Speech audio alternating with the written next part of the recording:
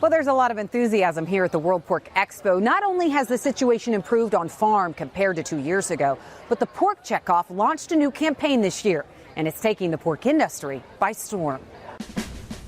It's a new campaign launched just this year, rebranding pork to revive demand. The biggest surprise, without question, was when you look at the younger generation, when you think about fresh pork specifically, just how few eating occasions there were a year.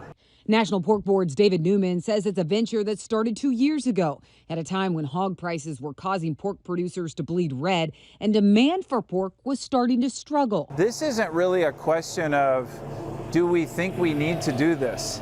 This is really a bold statement of saying, if we want to protect the long-term position of the 60,000 farmers we represent, we have to do this.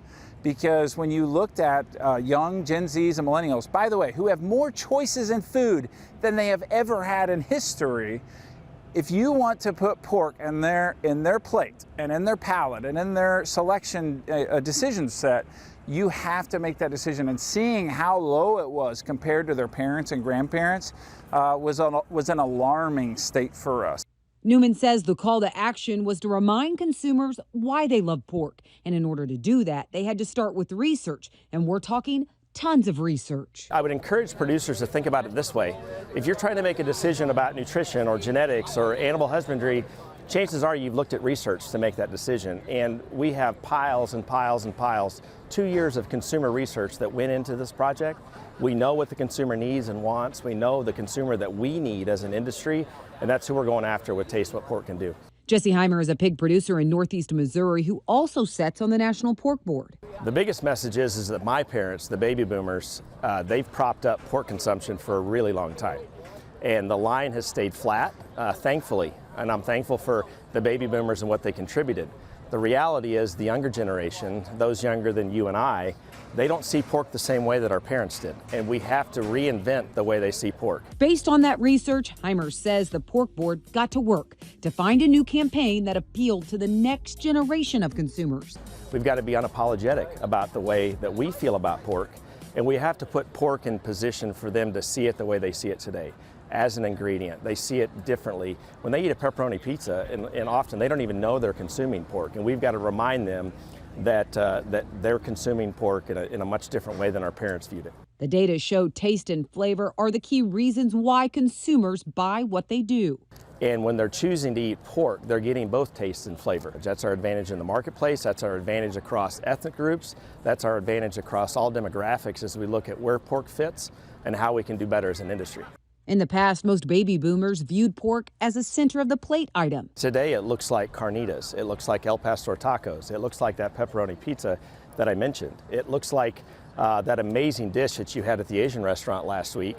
Or it might still look like a tenderloin that you had at the cafe down the road. As the younger generation sees pork differently, they also want convenience. And that's also something that pork can serve up. Let's use the most classical pork example that exists, bacon. Right? There is a bacon explosion in this world, and especially here in this country. So bacon has flavor.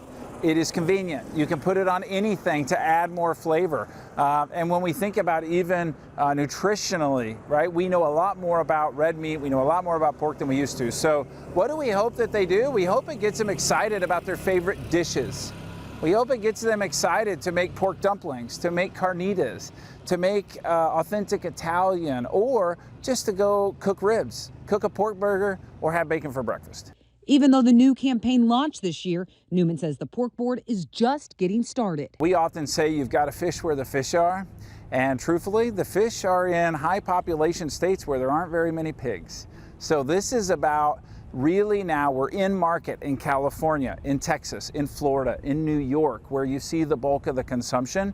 We're in social media, which is where most of the decisions are made today by those younger generations. So we're taking this very strategic approach with checkoff dollars, and we are using this to elevate a marketing platform. Retailers are now also adopting the campaign as the nationwide marketing platform catches fire. Now that we're here, we put our gas pedal on the floor and we go out and we work hard for adoption, and then we measure success, and that's really important. helping shoppers understand pork as a part of their meal, whether it's breakfast, lunch, or dinner.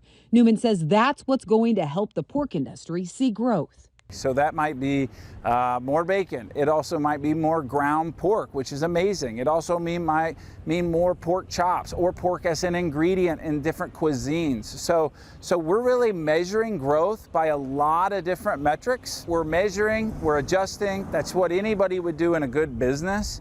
And we're just really excited to see this move forward. Taste what pork can do. Taste what pork can do. I've been trying to do that this week here in Des Moines, Iowa. The food is phenomenal every year here at World Pork Expo. When we come back, sights and sounds from World Pork Expo. That's next.